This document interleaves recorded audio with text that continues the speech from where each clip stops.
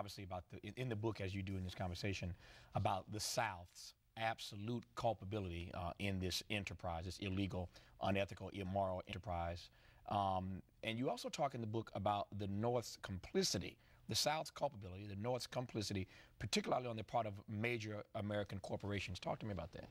Well, there's sort of two faces to that. One is simply that there were big companies in the South and in the North, but some companies that survive today, like U.S. Steel Corp, which relied very heavily on this practice and made enormous amounts of money, as did all of the state governments in the South. Millions and millions of dollars were collected and poured into the treasuries of the state governments of the South. But the more upsetting or perverse aspect of this is the complicity of whites in the North more generally. It's really not a surprise in some respects that Southern whites conducted themselves in the way that they did. But what was surprising was that by the end of the 19th century, by about 1900, whites all across America, including in the North, had reached a new consensus that essentially it was too hard, that the integrating of freed slaves and their children into American society, it had been going on for 35 years. The political process was being undercut by it. It was a tough thing to do, and America was tired of it. White America was tired of it. And about 1900, whites in the North began in very large numbers to say, we've had enough of this. Let's let the whites in the South do whatever they want to with blacks. And that's when this system began to metastasize on a huge scale.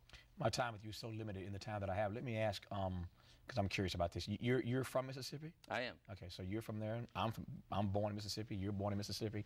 For a white guy born in Mississippi, in a state that really tries desperately, as you well know, as we both know, to put this past behind him. And Mississippi is not the only state, of course, but they try desperately to put this behind him. I'm curious as to how a white guy like you from Mississippi gets fascinated by this kind of subject matter. Well, I was born in the fall of 1964, and I grew up in this little town, tear gassed by local police, and then I started the first grade in the first class of children in Mississippi where black and white began school together and went through 12 years together. So from my earliest years, I was perplexed by and fascinated by why it was the way that it was, why there was all this anger, why there was all this conflict. And I started asking a lot of questions about it even then, and in those days those questions weren't very welcome, as you can imagine. But when I became an adult, I started writing about race. In a lot of ways, I've been writing the same story for 25 years, and the book is a culmination of that. But what it really all comes down to was I've been obsessed with the question of why are things the way they are today? And these events that happened in the 20th century, not before the Civil War, but these things that happened in the lives of our grandparents and our great-grandparents and even our parents to some degree, these are the things that explain so much about the black-white divide in America today. And these are the things that I believe we have to be able to. The New York Times. I'm on a plane.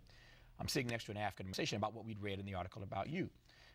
And this gentleman, black guy, makes the point to me. He says, I am so glad that Mr. Blackmon has written this book. I'm so glad the New York Times and others now are starting to talk about these issues. But in the time that he's been talking about these issues, I'm sure Mr. Blackmon would concede. The white guy tells the story, all of a sudden it starts to get traction. As the white guy who wrote it, who's getting the traction, what would you have said to that guy sitting next to me on the plane? Well, I guess two things. One is it's also a white guy from Mississippi who works for what many people think of as the most conservative daily newspaper in the country. And so there is a degree to which that and I wrote, what started this book was a story that appeared in the Wall Street Journal 7 years ago. And there was a lot of the same reaction then. But part of what it was about was there was an idea that, well, this is not somebody who's going to be making this up. It's a white guy at the Wall Street Journal. And so that's part of it. There's a certain credibility, I guess, that comes from that. But also, I will tell you, the story hasn't been told exactly this way before. And a lot of historical treatment of these issues in the past has sort of missed the point, has not seen the forest for the trees, has been unable to acknowledge that what.